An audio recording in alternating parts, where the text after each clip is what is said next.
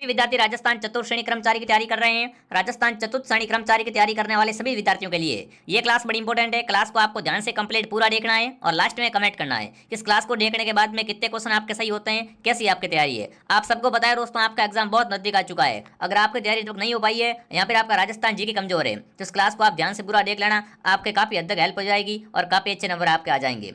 तो चलिए विद्यार्थियों, क्लास का शुभारंभ करते हैं। मैं आप सबसे कहना चाहता हूं दोस्तों कि हमारी जो क्लास आती है राजस्थान जीके वगैरह की, आप देख सकते हो प्रश्नों का लेवल आता है ना, वो बहु ऐसा ही प्रश्न दोस्तों आपके एग्जाम आएगा। मेरे पास बहुत सारे कॉल आते रहते हैं कि सर आपकी जो क्लास आती है, देखो खुद की बड़ाई तो नहीं करनी चाहिए बट जो रिलेटिव बताना चाहता हूँ आप सभी से, मेरे पास बहुत सारे कॉल आते हैं कि सर आपका जो कंटेंट है ना वो चतुर्श्रेणी के लेवल का है। क्योंकि आपको पता है कहीं से आप पढ़ रहे हो, चाहे कहीं से भी पढ़ रहे हो, डीपली पढ़ रहे हो, ज़्यादा हिस्ट्री पढ़ रहे हो, तो आप सबको पता है पेपर कहाँ से बनता है, सिलेबस के अकॉर्डिंग पुराने पेपर देखे जाते हैं, प्रश्न पत्र का लेवल देखा जाता है। तो मैं आप सबसे कहना चाहता हूँ कि ऐसे प्रश्न आपको पढ़ने, अगर आपको ये सवाल सरल लग रहे हैं ना, आप कह रहे हो सर ये तो सवाल ईजी है, ये ऐसे सवाल नहीं आते, तो मैं आप सबसे रिक्वेस्ट करना चाहता हूँ एग्जाम होने के बाद देख लेना, ऐसे ही प्रश्न आपको मिलेंगे। आप कहोगे वास्तव में है ना, आप कहाँ थे प्रभु। तो वही चीज़ मैं आपसे कहना चाहता हूँ कि भाई लेवल के हिसाब से तैयारी करो, ठीक है। हर चीज़ का लेवल होता है, आरएस का लेवल अलग है, सीईटी का लेवल अलग होता है, और साथ में दोस्तों ये जो आपकी पशु परीक्षा का लेवल है और फोर्थ ग्रेड का लेवल है, थोड़ा थोड़ा बरोबर रहने वाला है, ठीक है। तो चलिए क्लास का शुभारंभ करते हैं। क्लास का पहला प्रश्न देखते हैं क्या पूछा आपसे। आप सभी क्लास को ध्यान से पूरा देखना और लास्ट में कमेंट करना पूरी क्लास में से कितने क्वेश्चन आपके सही होते हैं। मैं आप सबसे कहना चाहता हूं इस क्लास में मैं आपको राजस्थान जीके के 50 प्रश्न करवाने वाला हूं। 50 में से कम आपके यहाँ पर क्या पर दोस्तों 40 प्लस प्रश्न सही होने चाहिए, ठीक है। ये मेरी उम्मीद रहेगी आपसे, उम्मीद टूटनी नहीं चाहिए दोस्तों। तो चलिए क्लास का शुभारंभ करते हैं। क्लास का पहला सवाल आपसे पूछा है, राजस्थान के अफीम उत्पादक जिले हैं, मतलब राजस्थान में अफीम डोडा वगैरह है दोस्तों, ये सरवाड़ी कहाँ पर उगते हैं? चित्तौड़, बारा, झालावाड़ या सभी? तो देखो अफीम है चित्तौड़गढ़ में बिल्कुल उगती है, बारा में भी, झालावाड़ में भी, तीनों शहरों में ना। राजस्थान में दोस्तों अफीम सरवाड़ी का अगर आपसे पूछे तो सरवाड़ी अफीम की खेती होती है चित्तौड़गढ़ में, बट अगर आपसे पूछे कहाँ कहाँ वो उगती है तो झालावाड़, बारा और चित्तौड़गढ़। ऑप्शन क्या रहेगा यहाँ पर? डी ऑप्शन आप सबका सही रहेगा। दूसरा प्रश्न आपके सामने पूछा है, काजरी स्थित है, काजरी और आफरी। आप कहोगे काजरी है क्या गुरुजी, ये तो बताओ। काजरी दोस्तों है ये एक शुष्क अनुसंधान संस्थान है जो कि कहाँ पर है? जयपुर, जालौर, जोधपुर या जैसलमेर। तो काजरी का मुख्यालय दोस्तों है वो जोधपुर में है। वहीं अगर आपसे पूछे आफरी तो आफरी भी दोस्तों जोधपुर में ही है, ठीक है। यहाँ पर जो भी विद्यार्थी सी को सही कर रहा है, सी ऑप्शन आप सबका सही है। अगला पूछा है, अन्न का कटोरा कहलाता है, कमेंट करेंगे राजस्थान का कौन सा जिला अन्न का कटोरा, राजस्थान का अन्नागार कहलाता है? अलवर, भरतपुर, सवाई माधोपुर, गंगानगर या कोटा? तो राजस्थान में अन्न का कटोरा है दोस्तों वो गंगानगर कहलाता है। और गंगानगर और क्या कहते हैं दोस्तों, इसे इसे राजस्थान का अन्नागार कहते हैं। राजस्थान का अन्नागार किसे कहा जाता है दोस्तों, तो वो भी अपना गंगानगर हो जाएगा, क्योंकि सरवाड़ी दोस्तों गेहूं वगैरह है यहाँ पर, जो सरवाड़ी धान उगाए जाते हैं वो यहीं से उगाए जाते हैं। तो यहाँ पर ऑप्शन सी आप सबका सही है। आगे बढ़ते हैं। अगला पूछा, राजस्थान में नई वन नीति की घोषणा हुई है, कमेंट करेंगे राजस्थान की नवीनतम वन नीति है दोस्तों वो कब घोषित हुई है? फटाफट सबका कमेंट आना चाहिए। राजस्थान की नवीनतम वन नीति है वो किस वर्ष घोषित हुई? 2010, 2015, 2020 या दोस्तों लास्ट ऑप्शन 2023। राजस्थान की नवीनतम वन नीति की बात करें तो यहाँ पर आपका उत्तर आएगा 2023। क्या आएगा? 2023। अगला प्रश्न आपके सामने पूछा है पर साथियों, उड़न गिलहरी के लिए कौन सा अभ्यारण्य प्रसिद्ध है? कमेंट करेंगे। राजस्थान में उड़न गिलहरी है दोस्तों वो कहाँ पर पाई जाती है? देखिए, सीता माता अभ्यारण्य प्रतापगढ़, दर्रा अभ्यारण्य कोटा, सरिस्का अभ्यारण्य अलवर, केवलादेव भरतपुर। तो उड़न गिलहरी दोस्तों है वो पाई जाती है अपने सीता माता अभ्यारण्य में, और ये सीता माता अभ्यारण्य है वो प्रतापगढ़ में है, ठीक है। तो ऑप्शन क्या रहेगा यहाँ पर? ऑप्शन ए आप सबका सही रहेगा। चलिए आगे बढ़ते हैं।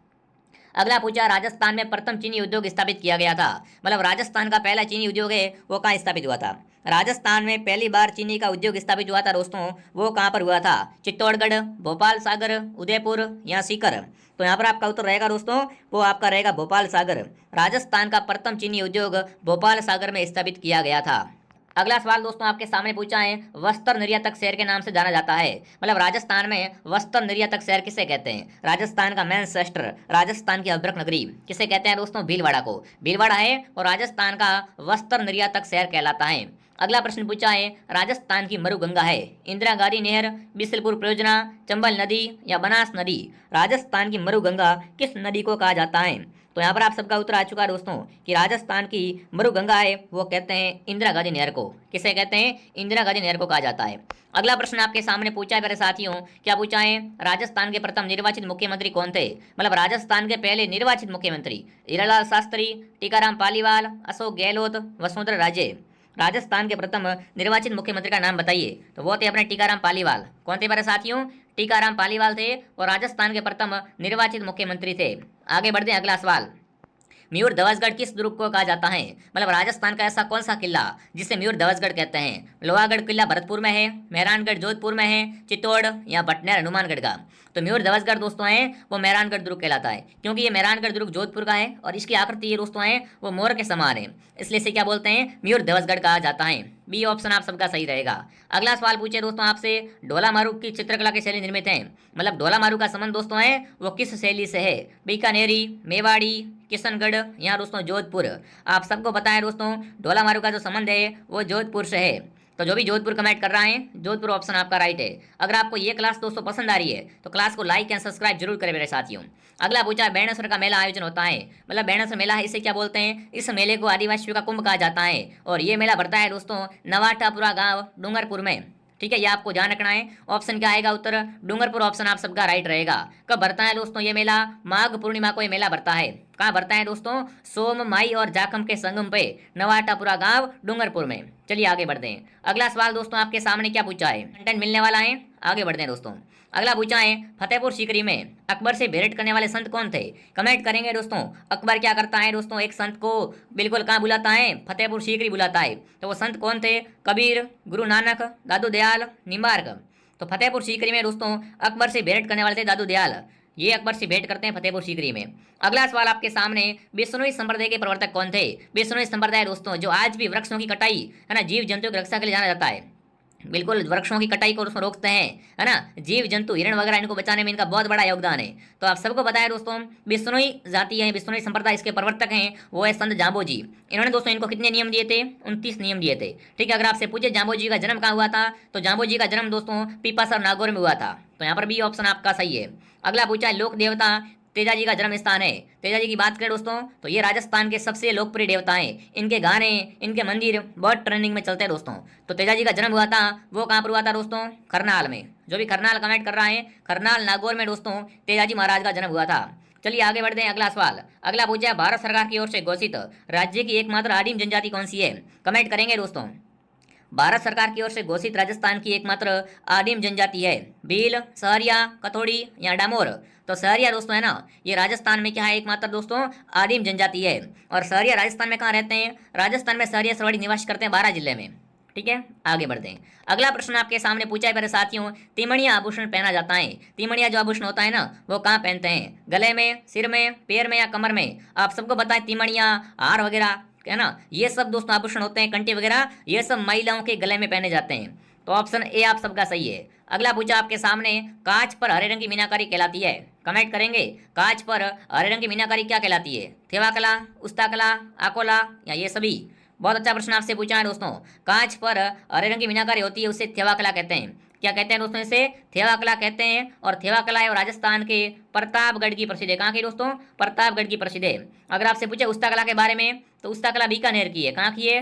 बीकानेर की। उस्ता कला क्या होती है दोस्तों? ऊंट की खाल पे चित्र बनाते हैं ना, उसे उस्ता कला कहते हैं। तो यहाँ पर आप सबका उत्तर रहेगा ऑप्शन ए। अगला सवाल, अगला पूछा, विश्व का सबसे बड़ा चांदी का पात्र कहाँ रखा हुआ है? विश्व का सबसे बड़ा चांदी का पात्र दोस्तों रखा हुआ है वो कहाँ पे रखा हुआ है? तो ये अपने रखा हुआ है सिटी पैलेस में। जो भी सिटी पैलेस कमेंट कर रहा है, सिटी पैलेस आप सबका उत्तर राइट है। अगला पूछा, वंश भास्कर के रचयिता है? बात करेंगे दोस्तों रचना वंश भास्कर, जो कि बहुत प्रसिद्ध है दोस्तों। राजस्थान में बच्चे बच्ची को पता होना चाहिए दोस्तों। जो रचना दोस्तों है ना अधिक बार आती है वो किसकी आती है दोस्तों? सूर्यमल मिश्र की रचना है ना, वो एग्जाम्स में बहुत अधिक आती है। तो कमेंट करेंगे वंश भास्कर रचना किसकी है? ये रचना दोस्तों है सूर्यमल मिश्र की। किसकी है दोस्तों? सूर्यमल मिश्र की रचना है। ऑप्शन ए आप सबका सही है। अगला सवाल आपके सामने पूछा है मेरे साथियों, स्वतंत्रता से पूर्व राजस्थान में कितनी रियासतें थी दोस्तों? जब अपना राजस्थान आजाद नहीं हुआ था उससे पहले राजस्थान में कितनी रियासतें थी? तो आप सबको पता है दोस्तों, पहले अपने राजस्थान में 19 रियासतें और 3 ठिकाने थे। तो आपका उत्तर रहेगा 19। ठीक है ना, स्वतंत्रता से पूर्व राजस्थान में 19 रियासतें थी। अगला प्रश्न आपके सामने, बाण माता का संबंध किस राजघराने से है? मेवाड़, मारवाड़, जयपुर, अलवर? बाण माता दोस्तों है ये मेवाड़ की क्या है दोस्तों? आराध्य देवी है। तो जो भी ऑप्शन ए कमेंट कर रहा है ऑप्शन ए आप सबका सही है। अगला पूछा है दोस्तों, रणकपुर के जैन मंदिर किस जिले में है? ये रणकपुर का जैन मंदिर दोस्तों बहुत फेमस है। क्यों फेमस है? इसकी खासियत क्या है? ध्यान से सुनना दोस्तों। ये रणकपुर का मंदिर है ना, इसमें 1444 खंभे है। आपने कभी सुना है क्या ऐसा मंदिर जिसमें 1400 और 44 खंभे लगे हुए हो? इस मंदिर को क्या बोलते हैं दोस्तों? इस मंदिर को स्तंभों का मंदिर कहा जाता है। ये बात आपको ध्यान रखनी है। और ये मंदिर दोस्तों पाली जिले में है। कहाँ पर है? रणकपुर का जैन मंदिर दोस्तों पाली में है, जिसमें कितने खंभे हैं? 1444 खंभे है, भूलना मत, इंपॉर्टेंट क्वेश्चन है। चलिए आगे बढ़ते हैं, अगला सवाल। राजस्थान साहित्य अकादमी कहाँ पर है? भरतपुर, कोटा, झुंझुनू, उदयपुर। राजस्थान साहित्य अकादमी दोस्तों है वो अपने उदयपुर में है। कहाँ पर है साथियों? उदयपुर में। अगला प्रश्न आपके सामने पूछा है पर विद्यार्थियों, परवन, निवाज, आऊ, उजाड़ आदि किसकी सहायक नदियां हैं? पार्वती की, काली सिंध की, बेड़च की या कोठारी की? देखो परवन, आऊ और ये सब आपको पता है, ये सब क्या है दोस्तों? काली सिंध की सहायक नदियां हैं। किसकी सहायक नदियां दोस्तों? काली सिंध नदी की सहायक नदियां ये सब। चलिए आगे बढ़ते हैं। अगर आपको ये क्लास पसंद दोस्तों आ रही है ना, तो क्लास को लाइक जरूर करें। आपका एक लाइक हमें दोस्तों बहुत मोटिवेट करता है। क्लास को लाइक एंड सब्सक्राइब कर लो, ताकि आपको ऐसी ऐसी क्लास है वो और भी आपको मिलती रहे। अगला प्रश्न पूछा, उदयपुर की वह झील जिसकी आधारशिला ड्यूक ऑफ कर्नाटक द्वारा रखी गई थी। मतलब उदयपुर की ऐसी कौन सी झील दोस्तों जिसकी आधारशिला है ड्यूक ऑफ कर्नाटक ने रखी थी? आना सागर, पिचोला, फतेह सागर, जयसमंद।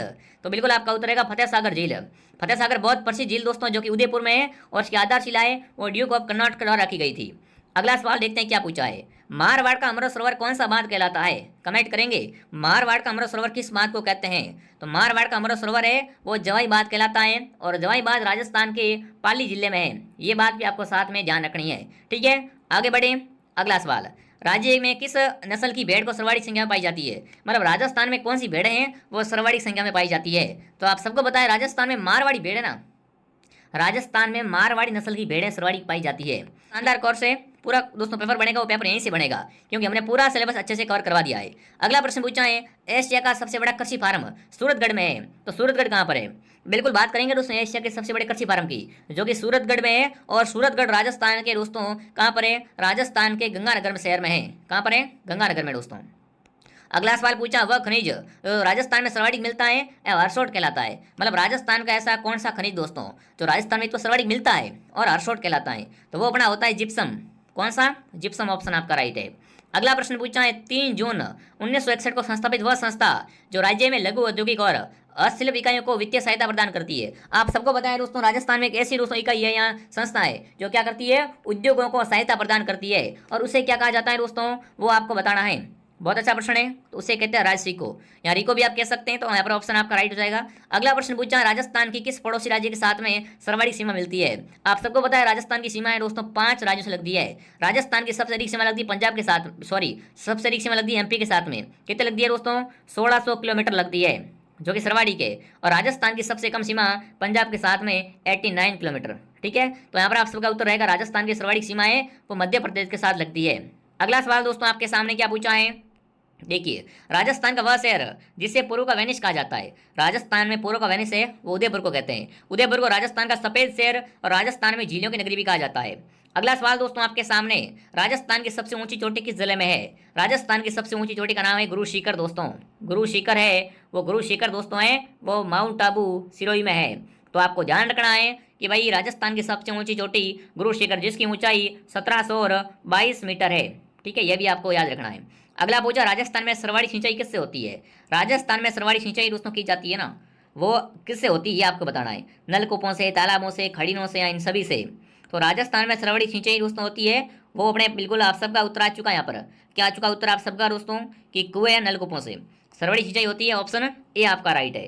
अगला सवाल आपसे पूछा है, राज्यपाल द्वारा जारी अध्यादेश को राज्य विधानमंडल का 70 प्रारंभ होने से कितने समय तक विधानमंडल में रखा जाने वाले, अन्यथा वंदित प्रभावी हो जाएगा? तो ये भी बहुत अच्छा प्रश्न आपसे पूछा है दोस्तों।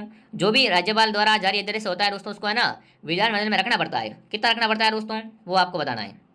तो 6 सप्ताह तक दोस्तों उसको विधानमंडल में रखना पड़ता है, नहीं तो वो निष्प्रभावी हो जाता है। ठीक है, अगला प्रश्न आपके सामने पूछा साथियों, आयड़ नदी का अन्य नाम है। आयड़ नदी दोस्तों है ना वो किसका अन्य नाम है? आयड़ है, इसे और क्या कहते हैं दोस्तों बताओ? आयड़ नदी है, इसे और क्या कहा जाता है? तो बेणस भी कहते हैं, इसे क्या कहते हैं? बेणस नदी भी कहा जाता है।